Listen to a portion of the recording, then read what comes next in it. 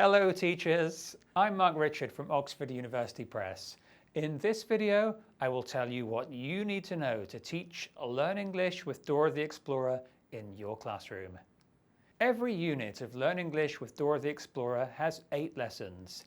In this video, we look at Lesson 8. Lesson 8 is called Wrap Up. Here are your lesson objectives.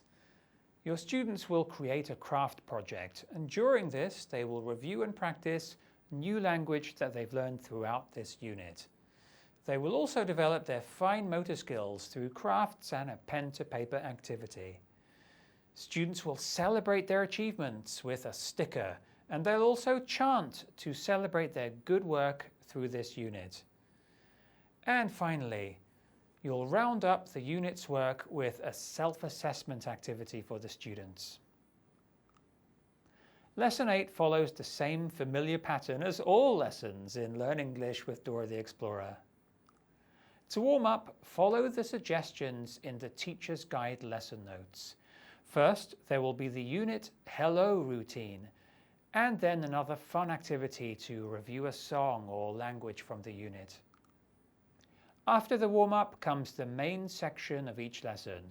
In Lesson 8, there are 2 activities in the student book. Let's take a look. The first activity is called Make and Say. In this, students will complete a simple craft activity. In some lessons, they will use a printable worksheet from the downloadable teacher resource site to support the craft activity.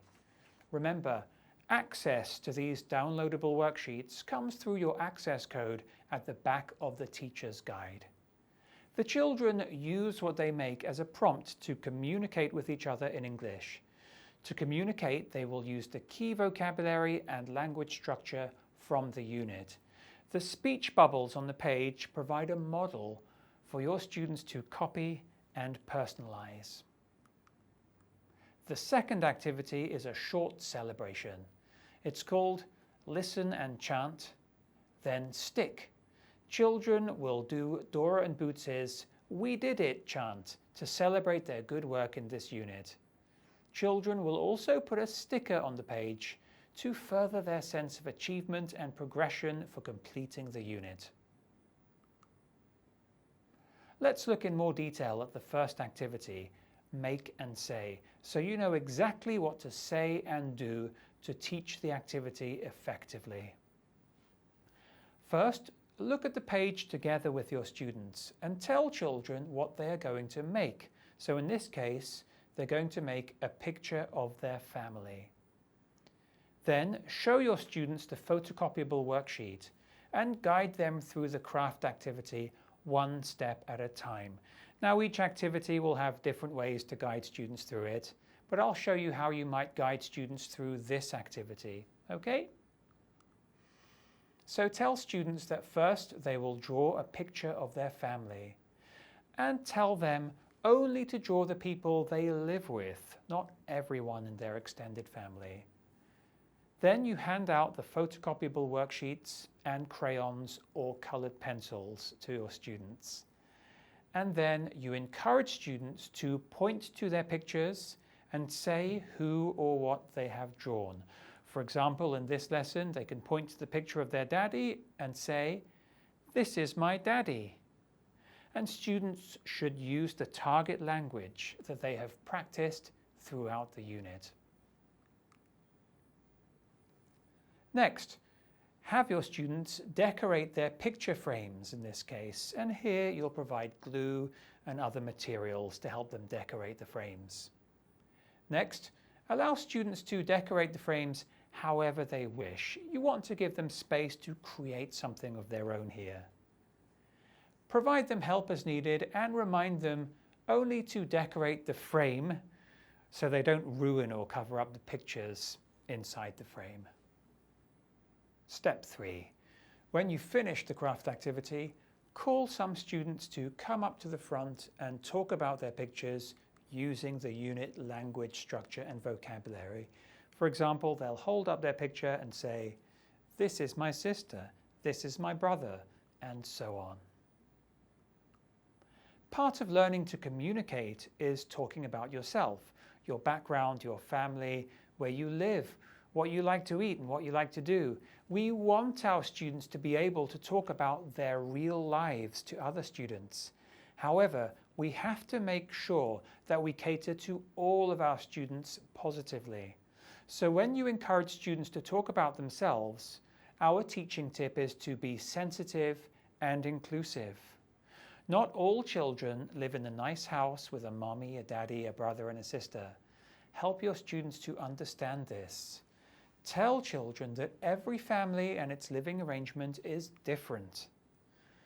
Introduce the names of additional family members for those children who can't describe their families using the unit vocabulary alone.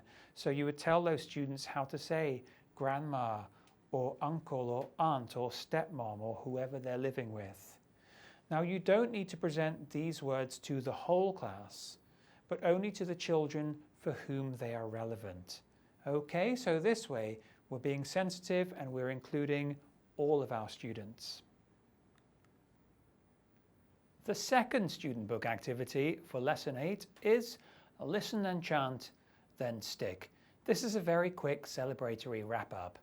First, tell children to hold up their student books and shout, "We did it!" You can also use the Dora and Boots puppets to give your students high fives. High five, Dora. Then say, "Let's chant," and play the audio. Encourage your children to chant and jump up and down and have fun. They'll hear, "We did it! We did it! Yeah, yeah, we did it! Hooray!" and so on. So let them have fun. Step 3. Say, "Good work, class." Have a sticker for Unit 2 or whichever unit you've just finished teaching. And direct your students' attention to the circle at the bottom of the page. Explain that they're going to put a sticker here to show that they have finished this unit.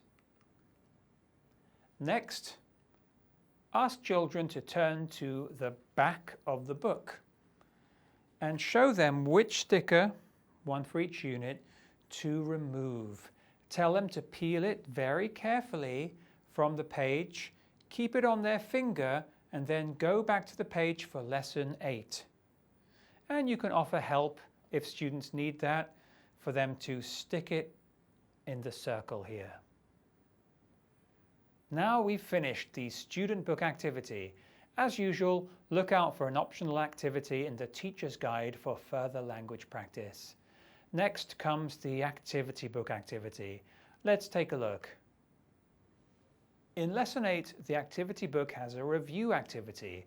This provides evidence of learning and lets students see and assess how well they have learned the key language in the unit.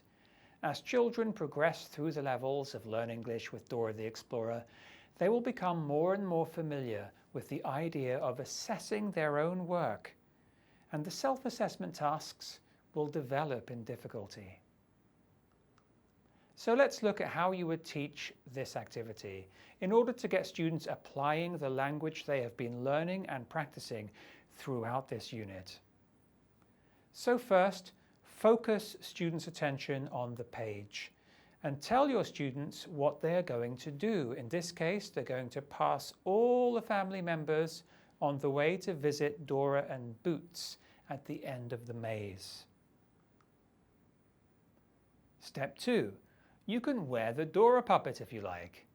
Use the puppet's hand to trace a path through the maze. And as you reach each family member, have Dora say, for example, "This is my mommy," "This is my daddy," and so on. Have the Dora puppet's hand circle around each head. Ask your students to do the same using their fingers, tracing the path and circling the characters' heads. Step 3. Have children use pencils to draw the path, and as they trace around each head, encourage them to say who it is. For example, "This is my mommy." This is my daddy. So they're using the target unit language to describe what's on the picture. Step 4. When the students are finished, say, "Good job, we did it." Color the star. And then you can hand out crayons or colored pencils and have children color the star however they like.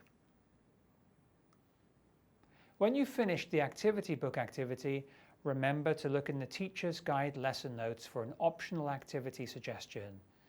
And of course, you'll follow the goodbye unit song and dance routine to cap off the lesson and the unit. So well done!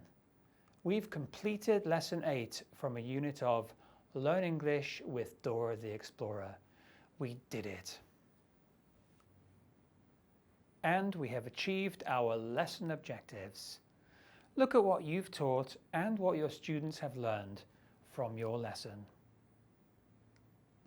We finished Lesson 8 and we finished the whole unit. Well done! But before I end this video series, here's one last word about teaching English with Learn English with Dora the Explorer. When you teach with Learn English with Dora the Explorer, you are not only teaching English, you are also developing the whole child. Look at this quote from the Teacher's Guide. Learn English with Dora the Explorer teaches the whole child by developing the different skills that are emerging in children of this age in addition to language.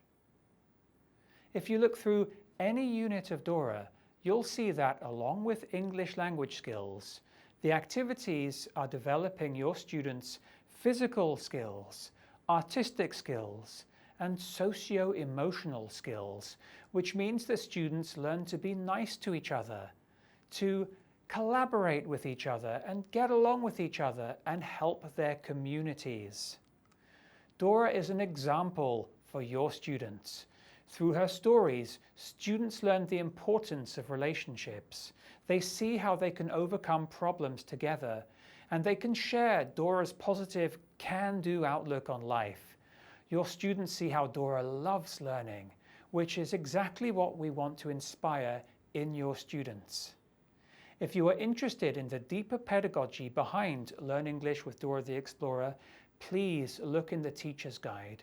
And generally, if you have any questions about the series, make the Teacher's Guide your first reference. It tells you all about the different components and how they work together. It gives you access to the classroom presentation tool and all of the downloadable teacher resources. This Teacher's Guide is the teacher's best friend. Everyone, thank you so much for watching this video and for watching this video series. Enjoy your teaching. We did it! We did it!